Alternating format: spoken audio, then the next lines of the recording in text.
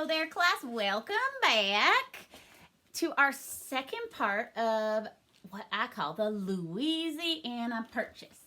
Now, you'll remember we talked about yesterday how Thomas Jefferson had a chat with his friend James Monroe, and he said, I want you to talk to the Emperor of France, Napoleon. Remember that guy? And I want you to try to buy New Orleans, which is down here with in the state that's now known as Louisiana, so that we can have control of the mouth of this Mississippi River. Remember, they would ship things up and down the river, and the mouth was so important because if Napoleon, who's really friendly with them right now, decides to get angry with him, he can cut it off, and that could cause big problems. So Thomas Jefferson was thinking ahead of the game and thinking, let's buy it from him because he's in the middle of a war right now. Maybe we can pay him and benefit from that. Let's see what happened when James Monroe went over to France to chat with Napoleon, shall we? Here we go. James Monroe sat at a desk in his hotel room in France. Monroe had been sent to France by the President of the United States, Thomas Jefferson. Remember, France owned the city of New Orleans, which was near the place where the mighty Mississippi River flowed into the sea. Whoever controlled New Orleans decided which ships passed up and down the river. The land on the east side of the river was owned by the United States. The land on the west side of the river was owned by France. President Jefferson had told James Monroe, I want you to go to France and offer to purchase the city of New Orleans from Napoleon. Napoleon needs money to buy supplies for his soldiers and sailors who are fighting in a series of wars. If he will sell New Orleans to us, he will receive the money he needs, and we will gain control of the Mississippi River.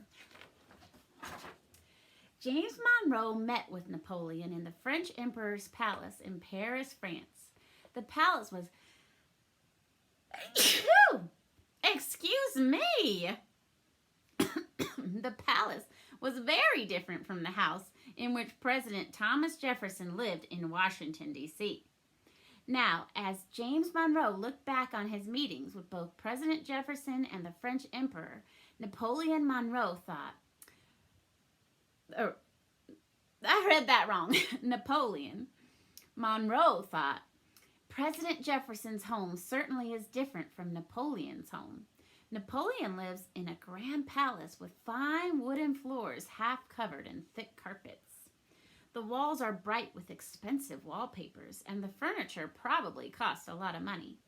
When Napoleon is dressed in the fanciest clothes and sits on that throne, he talks and everyone else listens because they are afraid of his power and because they hope he will do favors for them. Look how fancy he's dressed. Remember, an emperor is like a king, right? So he looks like a king up there, doesn't he? A lot different than what it looked like in the United States. But there are no thrones for Thomas Jefferson and no royal uniforms to make him look special. Sometimes visitors to the presidential mansion don't even recognize President Jefferson. They think he is one of the servants until they are introduced to him. When he starts to speak, however, everyone listens, but not because they're afraid of him. They listen because he is a brilliant man with wonderful ideas. He doesn't need thrones or royal robes in order for people to realize that he is a great man. Well, James Monroe thought, I suppose I should be fair. Napoleon may not be my sort of person, but he is very clever once you are talking seriously with him. And he is about to do a great favor for the United States. Monroe remembered his last meeting with Napoleon, during which Napoleon had told Monroe, I have thought over your president's offer to buy the city of New Orleans. I have decided that selling New Orleans to the United States of America will not bring me as much money as I need. Uh-oh. So listen to this. Instead, I will sell you New Orleans and all the lands owned by France between the Mississippi River and the Rocky Mountains, which is called the Louisiana Territory. So all this in green was called the Louisiana Territory, and France owned it. So instead of saying, well, you can have this, he wanted to give it all away because he needed more money.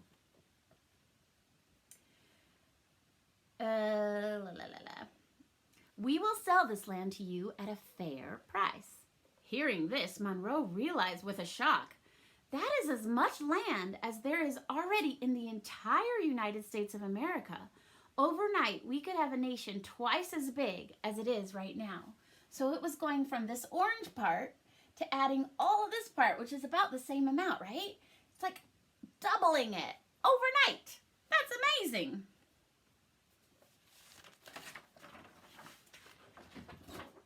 Somehow, Monroe had kept himself calm enough to answer Napoleon, "Your Majesty, this is indeed a marvelous opportunity.